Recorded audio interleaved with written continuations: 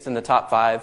And I was very excited about this, so I called my wife in. This is like in the morning in the middle of Kansas, right? And I called my wife in, and I'm like, oh, look, my video's in the top 10. And we're all excited, so we're just hitting refresh, refresh, refresh, like hoping that it will climb up the chart. And luckily, you can see by 12:08 p.m. there, it actually had risen to the top. And we were lucky. We felt we were really lucky because, by 7 o'clock that night, all the Super Bowl commercials are going to come in and wipe it out. But as you can see, number 2 through 20 were all Super Bowl commercials, and my little video was sitting there on top. It was totally an amazing experience. So this is what you might call user-generated ratings, and most importantly, Google does the same thing. It drives this video to over 7 million views, over 13,000 people commented on it. All of it created by all of us sort of working together, even though we don't hardly know we're working together. This then is an example of a new type of mediascape where the video can sort of travel through this different type of mediascape and demonstrate in the process that all of these applications that we are using are all integrated in really interesting ways. And every time you throw something new in the midst, you throw Twitter in there, you throw something else in there, it changes that mediascape a little bit. And it's just a constant process of trying to understand what's going on. It also connects up with the old mediascape, the old media. So here, after it went big in the new mediascape, it then got picked up by television, went into Wired magazine.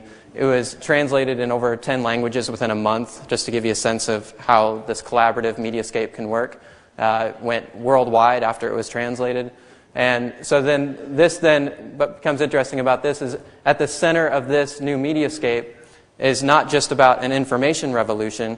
When you look at this particular information revolution, or it's not a technology revolution either, when you look at this, you can see that at the center of this is us, and that means that this is every bit as much a social revolution or cultural revolution as it is an information revolution. So this is really fun then as an anthropologist because I study people, and therefore it becomes really interesting to look at how all these different things are changing in our world. So I want to bring in some lessons that I've learned from Papua New Guinea, because this is where I actually got the inspiration to study media. I'll give you a little tour of what it looks like in my fieldwork in New Guinea. I go there almost every summer, and I've spent about 2 years there over the last 9 years now. You fly into the center of New Guinea. It takes you about 2 weeks to get here because you have to wait for some little plane that's actually heading that way. You land on a grass airstrip here, and then you walk for a couple days and you end up in villages like this. And obviously there's no electricity, there's no running water, there's no internet. This is this is one of those last places in the world that's really truly disconnected. And they don't even have any money, so everything is grown locally. It's all subsistence-based gardening and so on. So here's a friend of mine in his garden.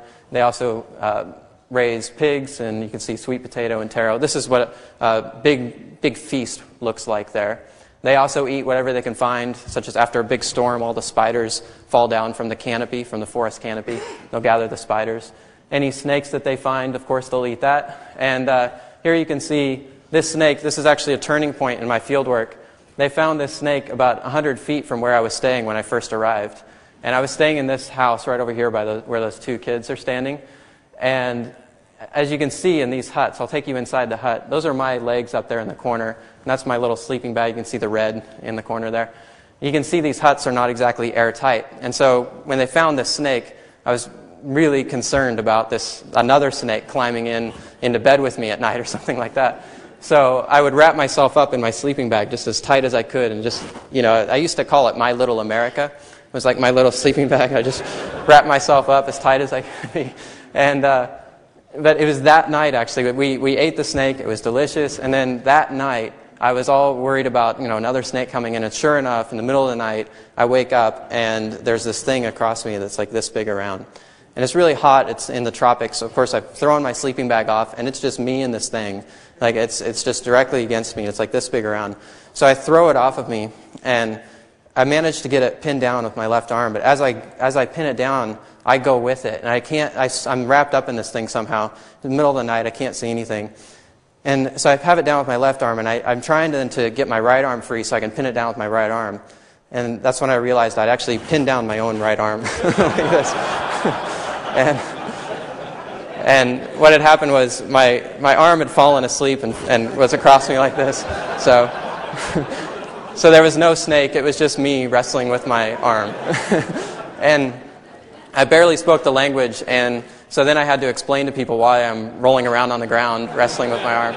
And all I could hear was, there was only one word I understood at that point, and that was their word for me, which was borrowed from English, and it was white man. And so all I would hear is blah, blah, blah, blah, blah, white man, and then laughter. And this went on for several weeks. And what it did was it forced me to really learn the language. And what was interesting about it is I learned the language, I recognized that my whole identity as a person, like they didn't know anything about me or who I was or what I was doing there. I mean, I must have been the most foreign thing they could imagine there. And there I was. And the only way I could say anything to them was through direct communication. There was no papers I could bring that would explain to them who I was. There was no markers of identity. Even my clothing did not say anything to them about who I was because there was that big of a cultural gap. And so what struck me at that point was that how much media plays a role in even our identity. And so if you look even at their village here, you can see they actually sort of face their houses towards people that they know and that they're related to and so on. And you could actually walk into a village and you could instantly know who is related to who and how, just if you understood how they organized their houses. Now, what's interesting in the last 8 years is how media has changed this. Just in the last 8 years, they've brought in a state-level government that's ran by a local man who has become literate in the last 10 years. And they take GPS coordinates of all the villages, they take census records of the villages, and then they use that information to decide how much funding will go to each of the villages for schools and clinics and things like that. So it becomes very important to look good in the books. And that has completely reshaped the way they live their lives. So the village on top is this same village reconstructed below. And in the one below, if you ask them, why did you reconstruct it this way? And they have one word for the answer, and that's census. And each of the houses here are numbered just like in the census book, so that it basically mimics the census book. They've actually reorganized the way they live based on a book. Here they're actually taking a census, and I actually witnessed some of the first census takings in some of these villages. And what was interesting was that a lot of the people didn't even have a sort of fixed name. They had to invent a name for the census, because when you know everybody you're ever going to meet in your life, like as you go around, you know everybody because you've met them in the past, you don't need a fixed name. You just go by mother, brother, sister, friend, something like that. You don't need that sort of fixed name. So they had to invent a name right there on the spot. So you can see how it's changing their identity as well. Not only how they're living, but also their sense of self. And then also not only was it this stuff here with the census, but also in terms of disputes, how people were relating to each other and taking care of relationships. When they would get in a fight in the past, they would all meet in the village center and they would talk about it and they would try to heal that relationship. Now they had a written law, and so whenever there was a dispute, the people would have to go inside a closed courthouse and see how they measure up to a written law. Very different than what they were used to. And so the example of all this is just to point out that media are not just tools. You know, a lot of what was happening there was shaped by the media of print itself, its fixed nature, its sort of detached nature, and so on. So media are not just tools, and they're not even just means of communication. They actually mediate relationships, and that not only between people, but also between institutions. And that means that a new form of media really transforms all levels of society. As Marshall McLuhan once said, we shape our tools, and thereafter our tools shape us. So what's interesting about today is how fast media is changing. It's not just about the web coming in, but think about what the web really is. The web is a collection of multiple types of media, and there's almost a new form of media, a new form of relating to one another. Almost certainly one could say every 2 months there's a big one, and every day, if you watch KillerStarters.com, there's maybe 20 new forms of media every day that are started up. So it's like a Flickr here, a Twitter there, and a new way of relating to each other emerges. So now, what does this mean? I'm going to take you inside my classroom. So this is my small class of 200 people. And I've done a lot of surveys with this group to find out what it all means. And here's a really simple one.